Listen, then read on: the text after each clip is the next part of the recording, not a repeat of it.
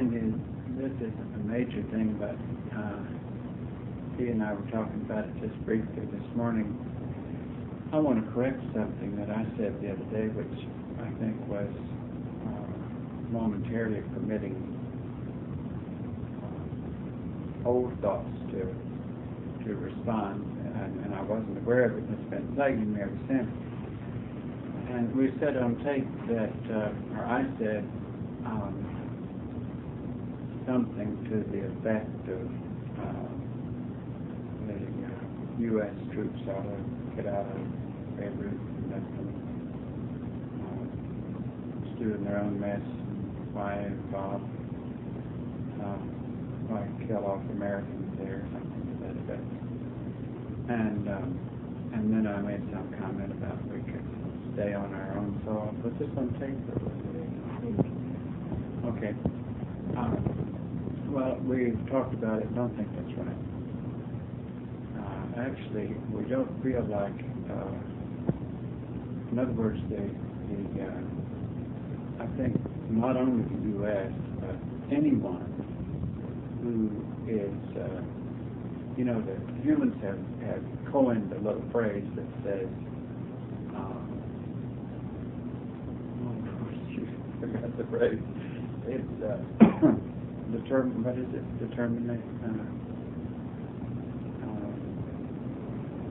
Self-determination,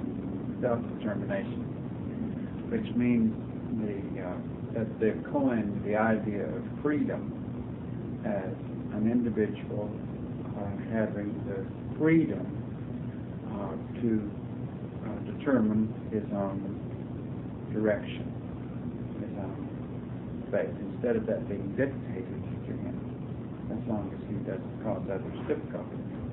And that's very next level way. Let's say the next level needs to have that in a garden that is developing genetically in order to permit more freely for humans to grow right. Are you following me so far?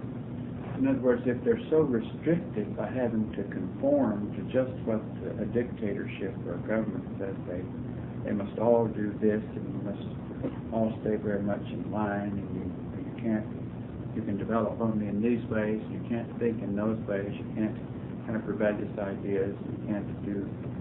And of course, what is rebellious ideas in some people's mind is not rebellious ideas in other people's mind. It's just more thinking, maybe more advanced. But at any rate, the so-called idea of freedom and democracy and self-determination is a very, very important factor, we feel, at this time. And that really the U.S. and most of their allies and anybody, any place on the globe, who is trying to further the cause of permitting people to have that opportunity to peacefully live in harmony with each other and develop in the ways they choose to develop, that it's a very urgent and right thing. Even to the point that my first response, like at this Grenada thing, was I was very much opposed to our having gone in over there. But it worried me a lot, and I kept thinking about it, and he and I talked about it, and I'm not so sure that it wasn't a good thing, because what they were trying to protect were, first of all, a unit of people, students from this country who have developed genetically enough to love freedom and to love, to try to become better, and in general we're talking about. And also those little Caribbean nations there, the League of Eastern Caribbean Nations, had requested that we go in and save that situation, because it was becoming infectious to potential ruination of all of those Caribbean situations. The point I'm making is that we really shouldn't be thinking in terms of this nation or that nation as much as we should be thinking in terms of permitting and assisting freedom to happen. And when I say freedom, it's hard to know exactly what we're talking about. But peace, what you want to do is really promote peace. And sometimes you have to be an aggressor, even to maintain the peace. And when you find a group of people, a little civilization, a little country, or someplace that really wants peace, is it really wrong to go in and try to abort a government that is trying not to let them have peace, and a government that has become very corrupt and is trying to be very restrictive, trying to hold on to all the money, trying to hold on to keep everybody ignorant and tell them what to do? You see what we're saying?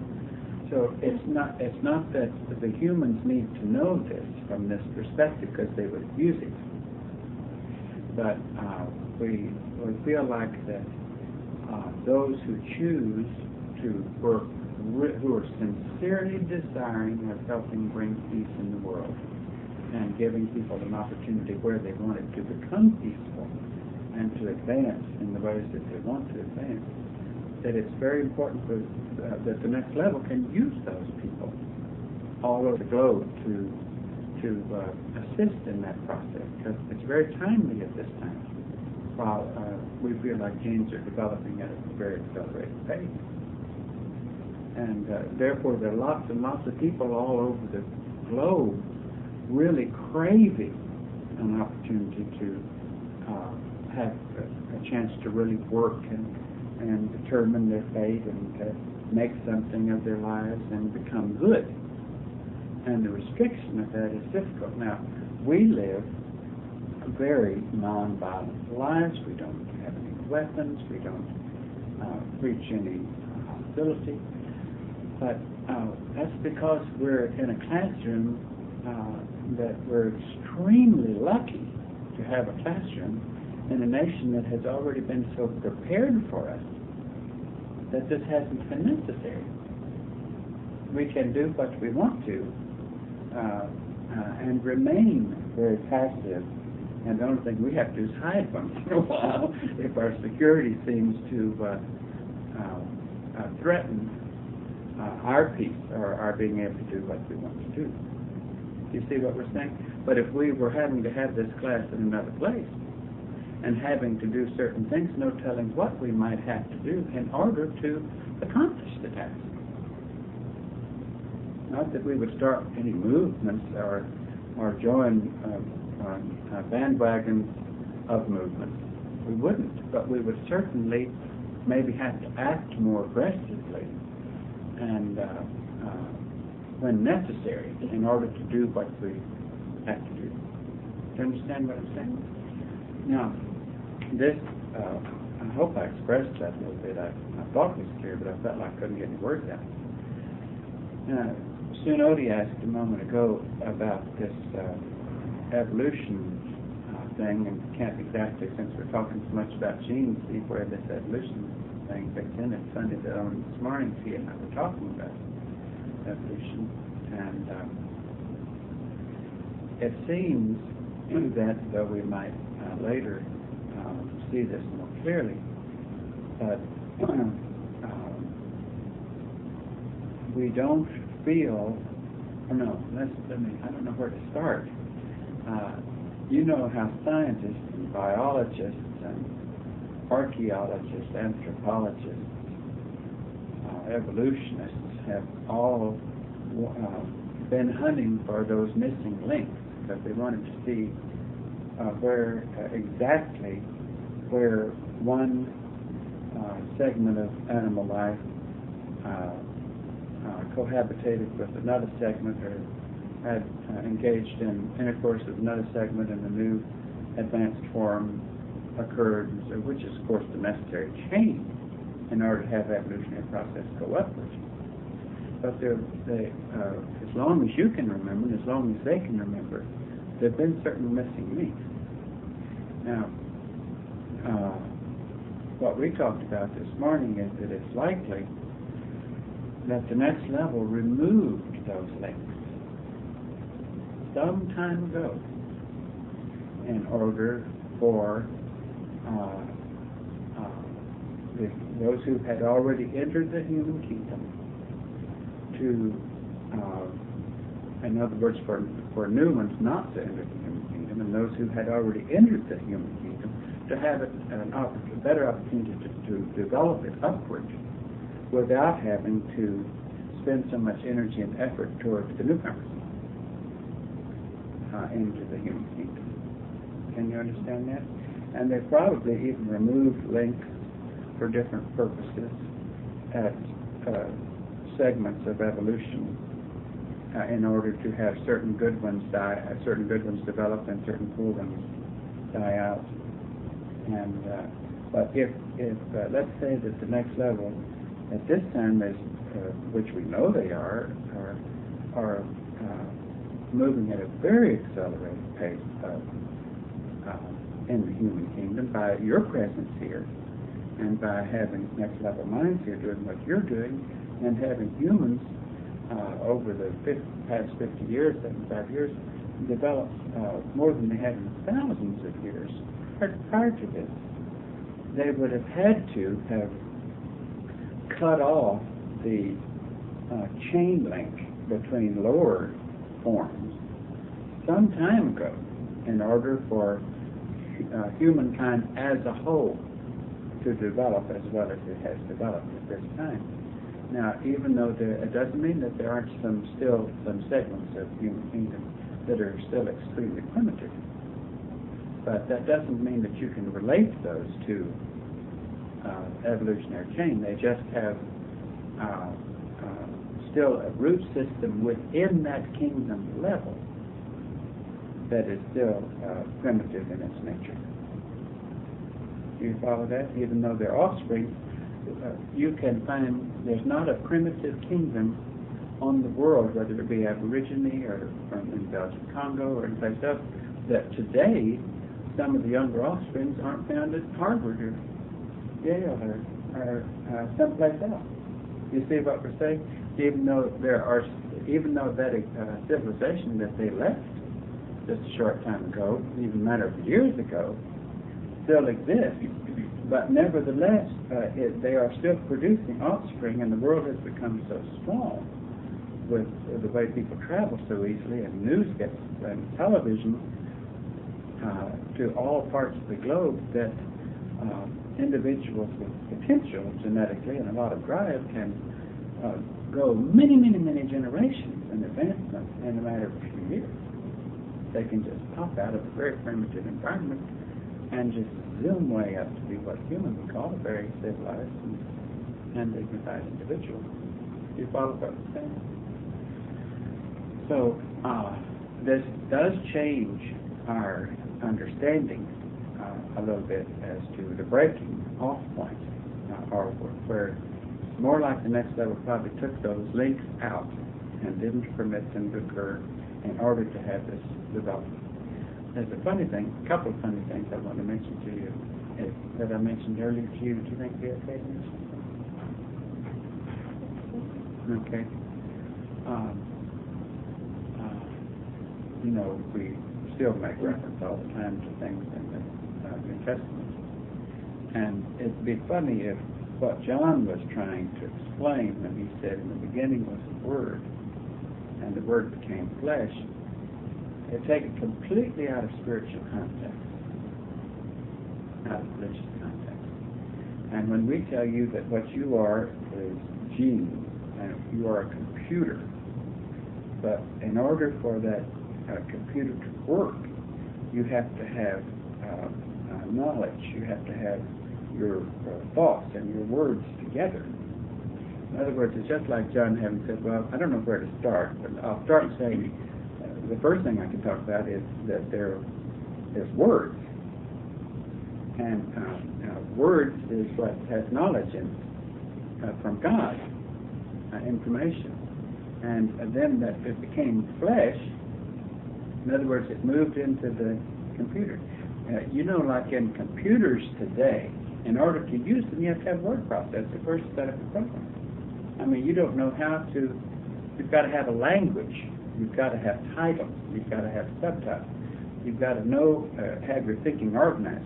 We're trying to force you now to develop your word processors so that your computers work better. In other words, as you think about segments, and first of all, if Steve permits, I wouldn't be against all of you in order to get your machine going better. If if it would be helpful to you, you could each write a segment on genetic, how it's all in the genes and human computers, just to give you a general knowledge. Is that okay? In other words, we wouldn't be opposed to any of you or all of you writing a general segment on how everything is in the genes, and how the genes are like a computer, and how you're programmed not only hereditarily, but by what you accept in programming in your environment and from your teachers and from your parents. Do you follow what I'm saying? In general understanding, because that's kind of helping you set up your word system, helping you put into motion how you're going to phrase things and how you're going to see things. And then if you get that general picture and you have forced yourself, like for some of you, it's very hard to sit down and force yourself to put it into words. But it's so good for you. It's so valuable to you. And don't think that we're talking about becoming writers, or that we're talking about presenting something that would be considered good English composition or good spelling.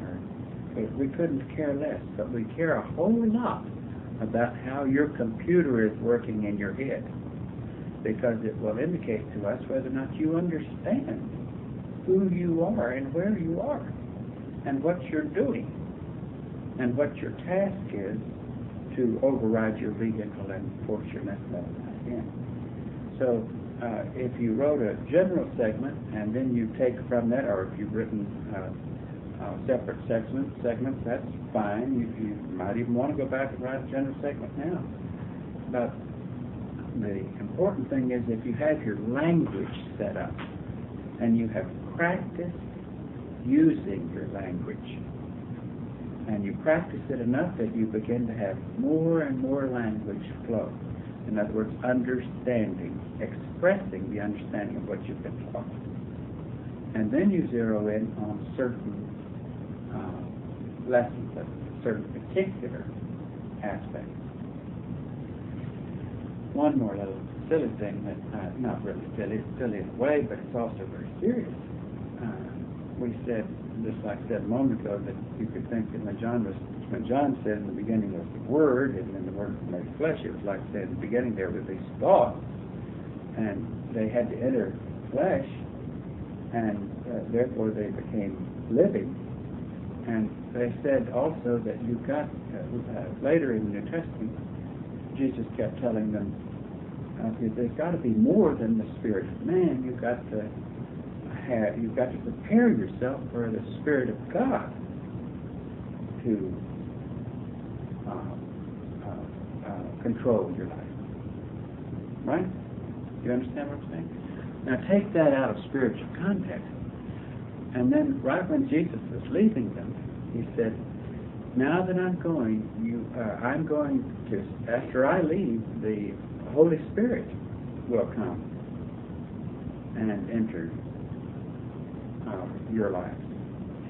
Now they poor little things, after he left, they were so eager to have the Holy Spirit come into their lives that they imposed something that they called the Holy Spirit and began speaking in tongues, doing all these almost short-circuiting their computers by babbling in the languages that genetically, even though it wasn't accurate.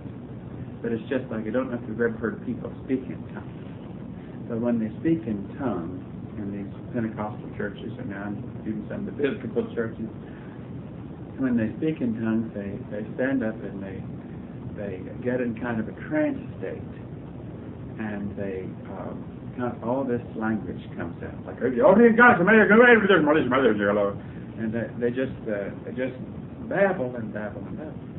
Well, it And makes it- sense that they always sound black.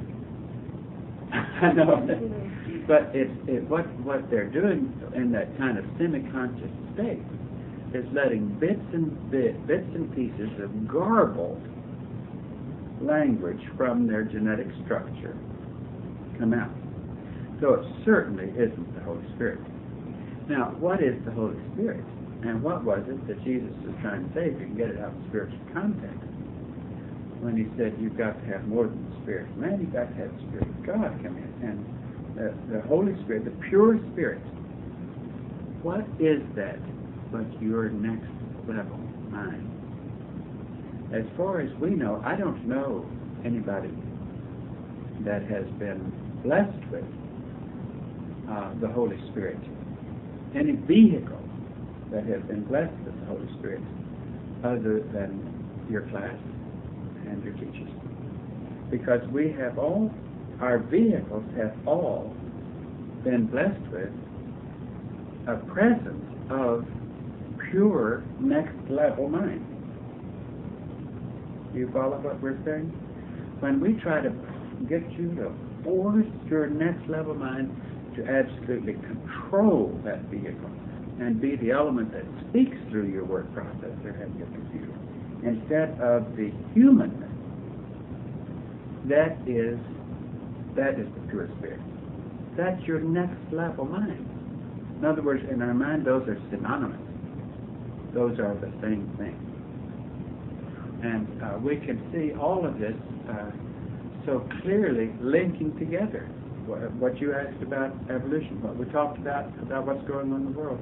This morning we read in the paper that Reagan was talking to someone the other day and who was a religious scholar. He said to the religious scholar, instead of the religious scholar saying to him, he said to the religious scholar, "No, I've been reading those prophecies in the Bible, and it seems to me like what's happening now is Armageddon." What's happening is what the Bible speaks of as the end of time. End of time doesn't mean the end of time, dead, boom. It means the end of relatively insignificant repetition of cycles. You see what we're saying? And I can see all the things we've talked about in the last few minutes as so interrelated. And this is the reason that these segments are so important, we feel, for you to work on and to exercise your minds. Make your brain accept next level thinking, next level expression, next level words,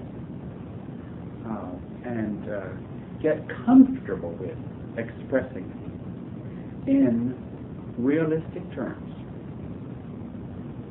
ordinary terms, not colored terms of religious or spiritual nature.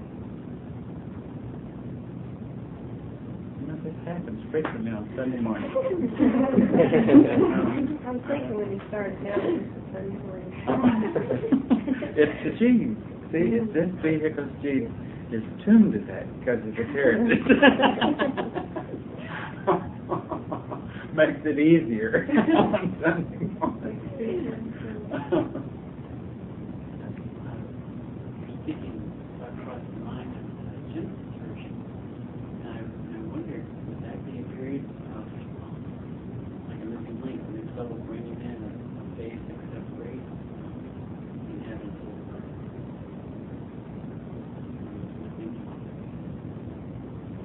I don't know what you're talking about. Well, like the Adam and Eve and the children of death, when they went down and intermingled with the other heavenly parties, there was like, okay, here are some really high-level genes that are now you're able to draw upon. Don't know. It'd sure be interesting looking at all those history books when you get back into the library to see exactly what that was talking about, and whether or not, because that sounds very logical, that was a genetic improvement situation. You know, we've wondered many times whether or not Jesus, they talk about religiously his having been virgin birth. We don't know, but Mary went aboard a spacecraft and had artificial insemination. And you don't know also the source of sperm. It might have made it much easier for Jesus to do his role if only half of the heritage was human of that civilization. You see what we're saying? But that, in our minds, doesn't give right to elevating Mary on that just because she was the recipient of artificial insemination. And where that his sperm might have been considerably more developed, which might have made it a lot easier for him to awaken and to do what he had to do.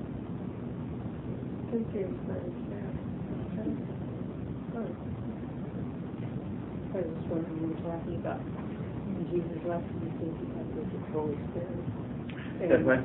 When Jesus left him, he said you have to have the Holy Spirit. No, he said, I'm going to send the Holy Spirit. He'll visit you. Well, exactly. The Holy Spirit was his word that he gave him before the death and his teaching. No. The Holy Spirit is synonymous with next level mind. And as far as I can tell, as far as T and I can tell, the first visitation they have had from next level mind, as evidenced by the information contained, is what has come with this class. You follow that? How did he send the Holy Spirit? What? He wasn't talking to those 12. He was talking to those 12 knowing that they would preach this and work toward it for generations. He was talking to those genes. So what you're saying is that he was preparing those vehicles so that you might now be the recipient. It's like, had he not talked to your ancestors in the way he did, your vehicles would presently be prepared to take your next level mind. So there was totally no way that they could at that time those vehicles? Yeah, those vehicles. There was simply no way that they could have been taken. But I wouldn't say that without any doubt. We're giving you thoughts that this seems to be more, but how many times have we come back and later seen more? Are you talking about the disciples? I guess what I was trying to get at is that how hard it is for us to do what we're doing if we didn't have Peter constantly telling us. See, I still feel like the disciples were here on a similar day. That's what you're doing. In other words, I believe Jesus was telling them just like... But they didn't take their vehicles. You see, they hadn't changed their vehicles over. But the minds he's talking about. He's talking about if those vehicles were,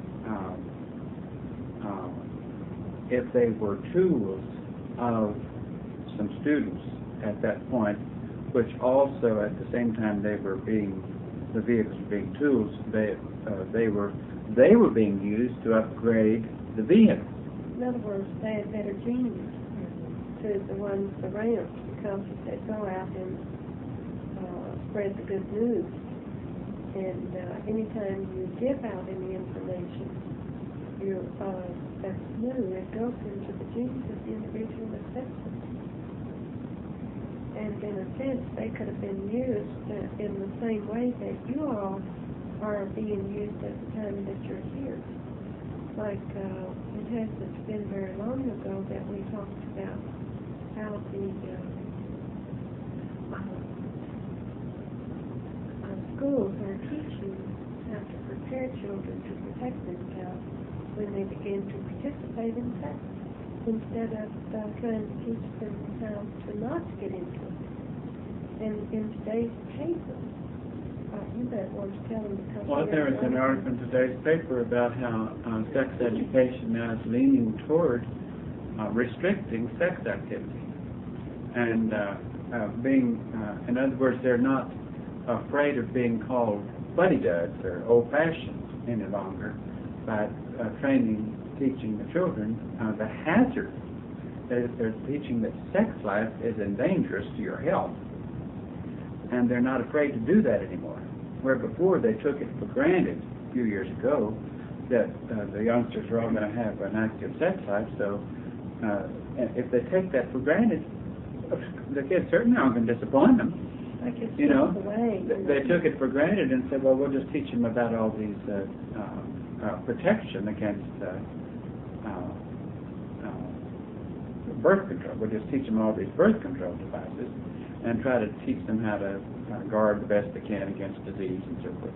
But now they're actually saying we've got to return to realizing that sexual activity is dangerous to your health. They're looking at it from a medical standpoint, not a moral. They're not going to say you're going to be a more religious person if you see what the churches do.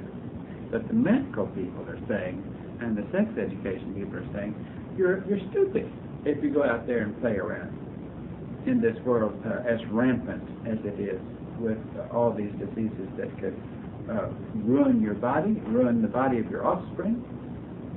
You see what we're saying? So it's even we talked just the other day after you all went to see the Museum of Contemporary Art, how the trends had moved toward big name artists were doing the most ridiculous things that they could do and calling it art. In other words, it was just going to a real extreme.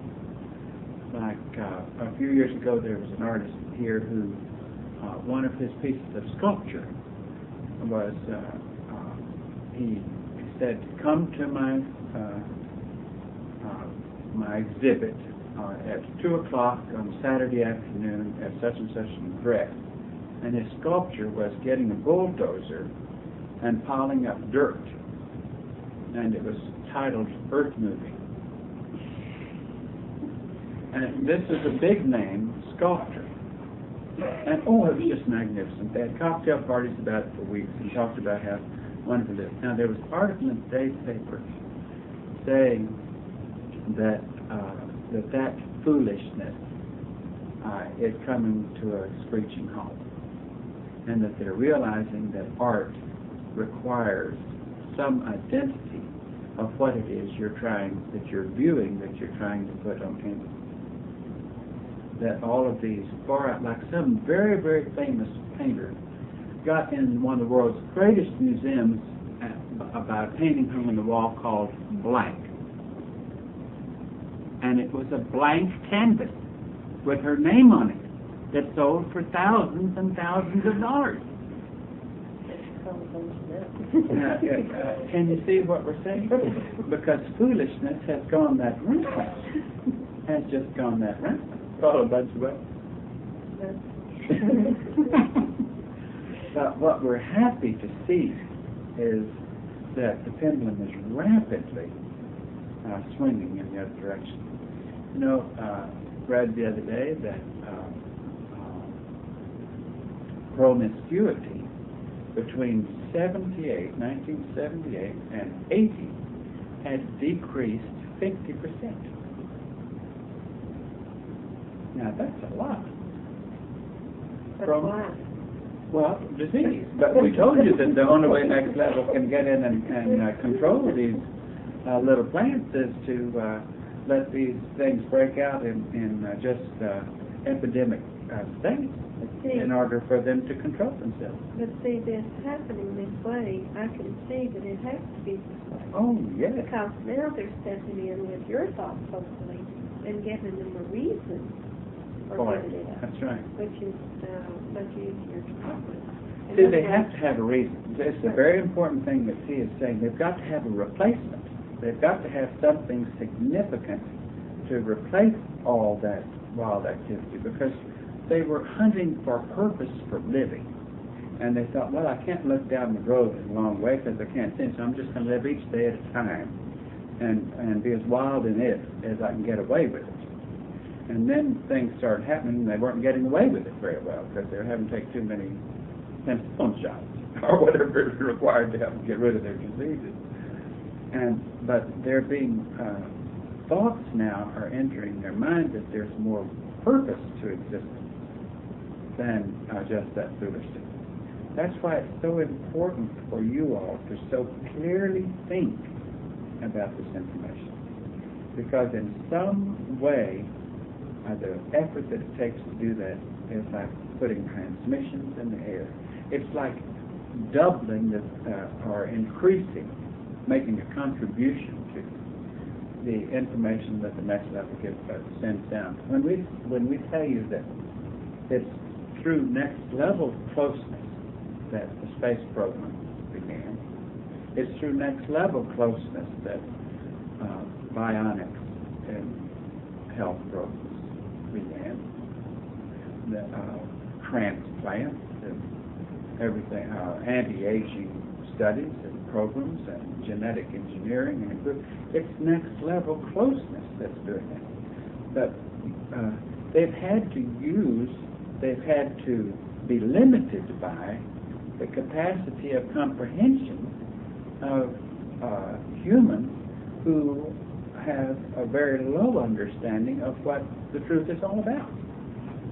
So your big contribution can be the kind of thinking that you are aware of, which can assist them. It's like bombarding the airwaves with purpose and a higher reason for motivation, a higher significance to motivation, because they don't know why they're doing it. They're coming up with space labs and all these things just because it came into their mind. Good night, we can make a pacemaker, or we can fly spacecrafts around. But what are we supposed to do with that shuttle? Oh, we can plant anti-missile satellites in outer space, because they don't know what else to do. And but it's like you're a very important link, almost an evolutionary link, genetically, in helping them tune up. We feel like the effort that you have applied in your discipline since your class began has taken a tremendous toll on the world going against tobacco, alcohol, caffeine, the things that in just the last few years to be more health concerned and less violent concerned. And even at that time, your thoughts were going out, even though you weren't doing it intentionally. You didn't even know what you were doing. You were just working against your own nature. But there weren't humans anywhere working against their nature. There were some that were sublimating, trading one opiate for another, trading heroin for born-again Christianity, or trading this for that, and getting into another opiate that was just as unuseful, unserviceable as the one they just had, as far as next level services.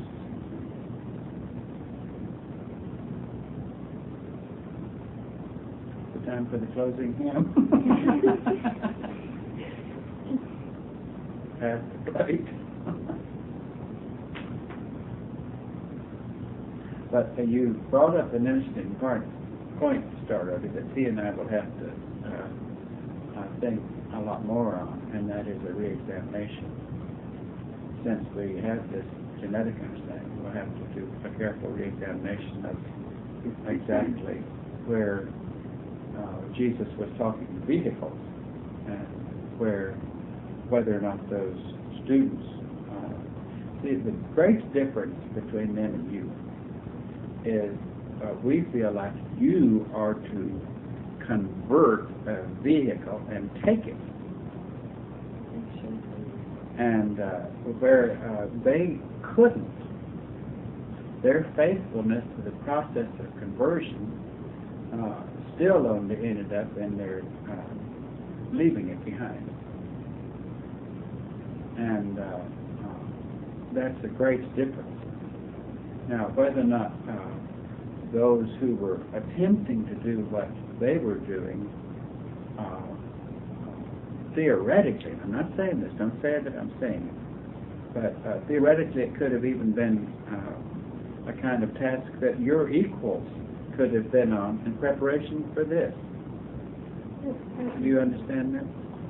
Let me give you a thought that I had, whether or not it's right, we can change it later, but let's say that a fast like this is done in stages. First stage being back in the day when Jesus was here and was baptized. And then the next stage was with you all, and you happen to have two teachers. Now, let's say that what your two teachers are doing are instilling into your genes the ability to handle a task without teachers next time. Can you follow that? You see what I'm saying? Sure. In other words, it may be that they can send some people from the next level on a task like this where you would be able to handle it on your own. Having surfaced your next level mind significantly enough. Without tying up older members in order to do the task. Can you all follow that? Because it's very difficult for older members to really be on a task like this. Because once they begin to awaken, they're extremely uncomfortable. In other words, what if you came back? I don't want to cut off what you're saying, but what if you took your vehicle and in a couple of days were sent back to work with this garden, which might be another couple hundred years? You don't know what a couple of days, next level time. They, at the rate they're now progressing, your purpose would be to prepare the place to be a useful base for coexistence of next level activity. You follow that? At the rate this civilization is going now toward trying to get harmony and peace and coexistence around the world,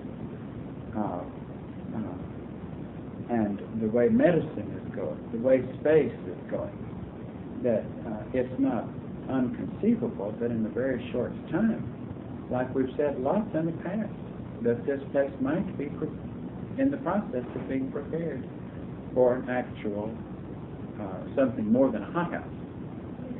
Or, in other words, where the plants are conscious of the presence of older members and serve them in a conscious way.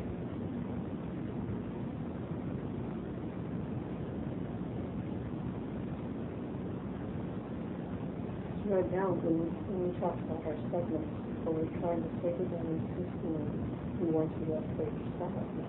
You want to. Well, yes, you're not saying you want to. Or, I'm sorry, you're not saying we want you to. No, but they want to. That's right. You're presenting something as if, it occurred to me that in my own observation of something I have had to deal with, that it was genes that were causing me a difficulty in dealing with it. And I learned by such and such a practice and action, I could turn that around. And you also can. You see what we're saying? And then you have first-hand experience of a problem that you know about and that we have taught you to control that problem, and you're presenting it in a light that someone else who had that type of thing can see it in a way that they can see the advantage of getting control of it, and that it's not as big a job as they thought it was to get control. But in general, the main reason they need to see is the advantage of it, because they have a feeling of futility out there in the world. They have a feeling of, I'm only going to live so many years and then I'm going to be gone, so why the heck not live it up? Why not just do whatever I can get away with doing. It's just like you take people that still smoke or still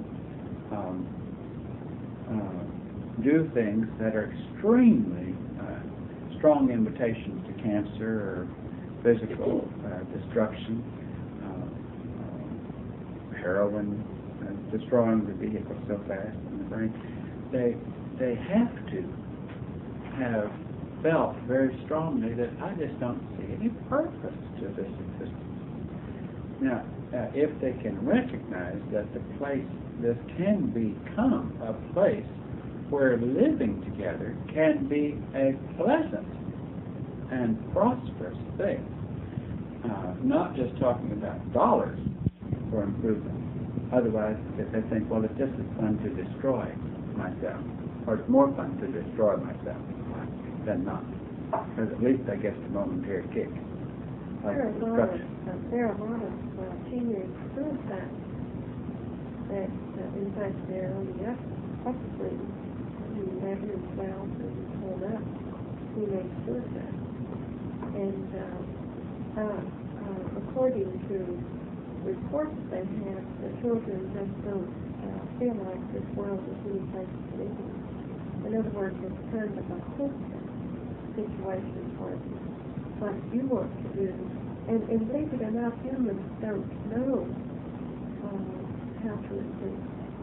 They think writing to your congressman or to the president or something to change something in the environment or like the pollution or the nuclear bomb. They think all that will change the world and make people more secure and whatever it is they think. And when really and truly that isn't the way. They really don't know how to respond to anything. And what you want to do is give them ideas on how to respond. How can they handle a circumstance with a link? Like suppose they're married and the husband or the wife is impossible because of their negative attitude or because of their pessimism or their hopelessness and so on. And that person is put into a corner, the one who sees all this and wonders, how can I get out of it? And the only thing he or she knows to do is to walk out the door and then run into somebody else who might not be quite as negative as the one he left or she left, but has other characteristics.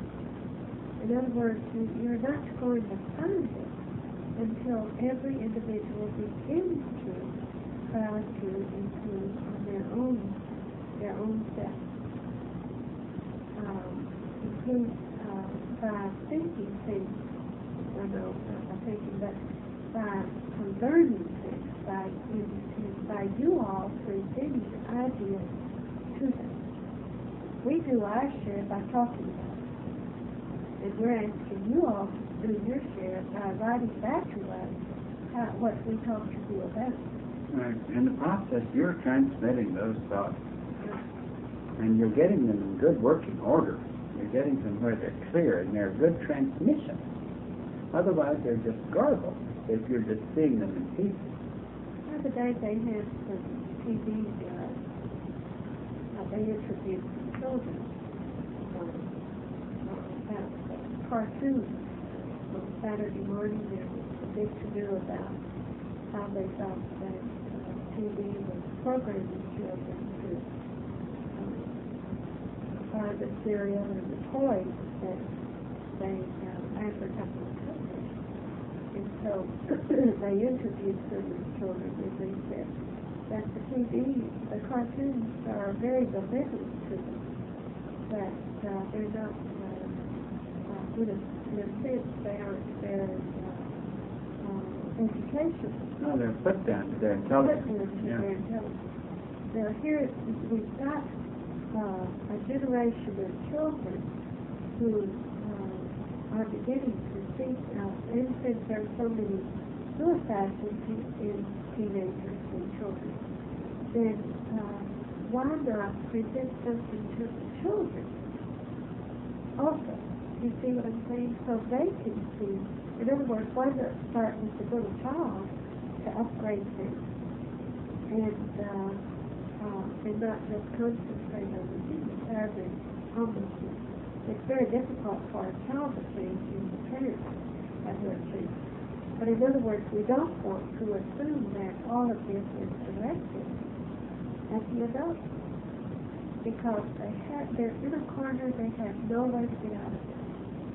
It's just like they turn to, like you hear about all these awesome millions of dollars that these TV ministers earn from their sermons that they preach on television. And the only reason I believe that people send their money to the TV ministers is because they want somebody good to cling to. In other words, they only know that person that is better than everybody else That they know. that they know. And so, Or at least they appear to be, because they're seeing them in a condition that appears to be something they want to look up but if they got to know those people, they would realize they had almost the same kind of characteristics that their wife or husband had. But because they get on TV and talk about women stop wearing so much of that makeup and concentrate more on being good and all the kind of stuff that they talk about, which I don't know because I don't listen to it. But I have heard them talk recently about the appearance that they're trying to get women to not look so much like women of the night. In other words, they have no one else to look to but those ministers. And it is because they don't know where to look. But if they get out on their knees and pray at night, or they're praying in the church during the church service, they will pick up on the information that you are presenting. But they still will not know how to express it until they pick up an article, and they will read it, and it will open a door in their mind and think, this is what I want to strive to become. This is what I want to be.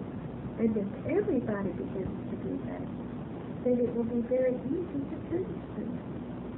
It's just like way back when you all were in the campground and you said, everybody, you have to get rid of all those influences that you have.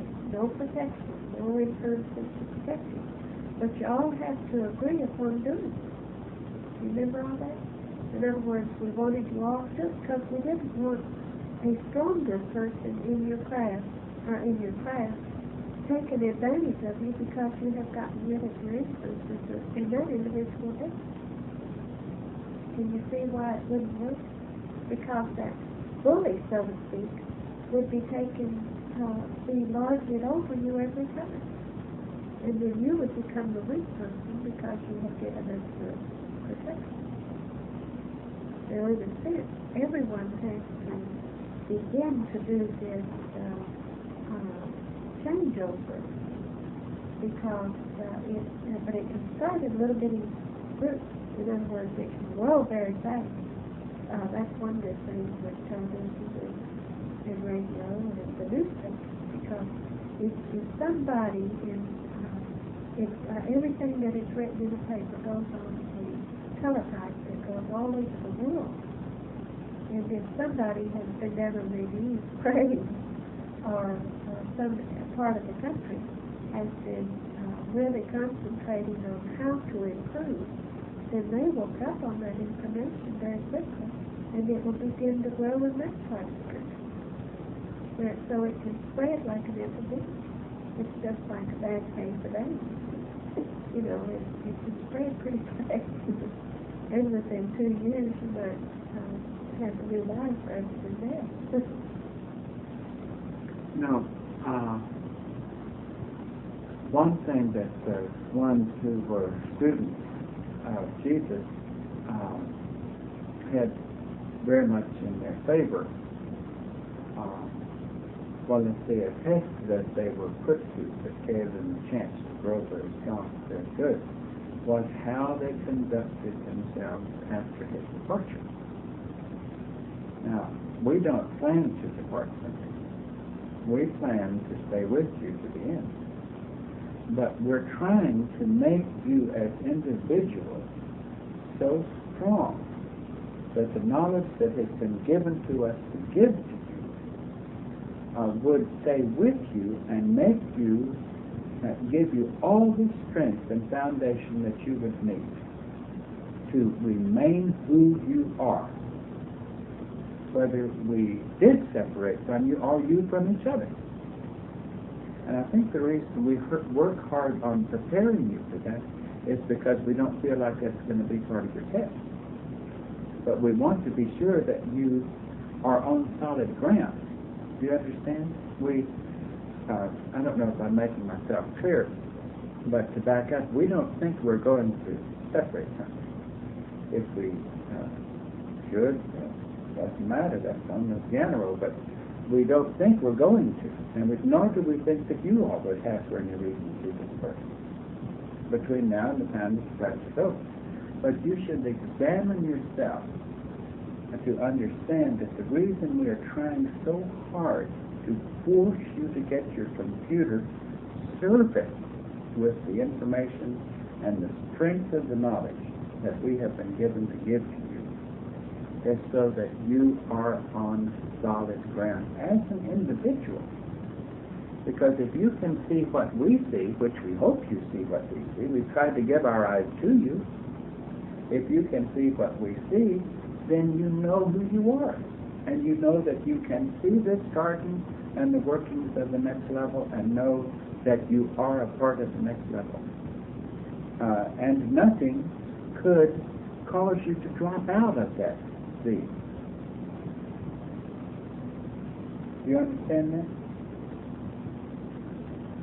So what we want is for you to be independently strong in that knowledge that we have given you. Now, as long as we are here and as long as the class continues and this particular task is extended, we will try at every opportunity we can to give more to you.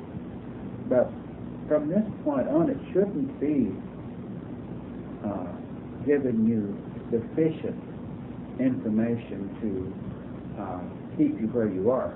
We feel like you should now be solid in where you are and remaining who you are and knowing what you know and knowing that there's no way you could know what you know had you not received it from the next level. You didn't receive it from T and O. It just was given to us to give to you. Someone had to be given the tools to give it to you, who had a little more, who were a little older, and who could force an awakening and bring that information in.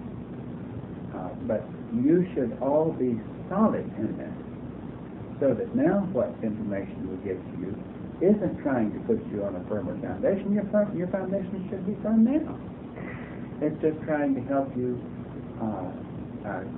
still clarify more debris and to organize your thoughts and to appreciate it more as you get it organized, to see who you are and where you are, what your task is, and how the next level is preparing this world for whatever it's preparing it for. I wish I could give you thoughts on the platter instead of your having to go through the process of taking the words that we say, but part of your task. You know, someone said in the last retreat how much they had benefited from reading other people's statements. And I guess that's why we got the instruction to have you do it. Because when we talk to you, we don't know if Starrodi's getting one little part of what we're saying, Jerode's getting another part, Checo's getting another part, but maybe Starrodi's not seeing what Checo's seeing, Checo's not seeing what Jerode's seeing. Even though we wish you were all three seeing what we're seeing when we're giving it to you. But we're not so naive anymore. We used to be that naive. Every time we talked to you, we were so naive, we thought that, well, we told you that. Doesn't you understand everything we told you? But now, it's good for you to see what your classmates see, because it's helping you expand your own perception of it and get it down a little clearer. Are we true? I'm true. You true? No, go ahead.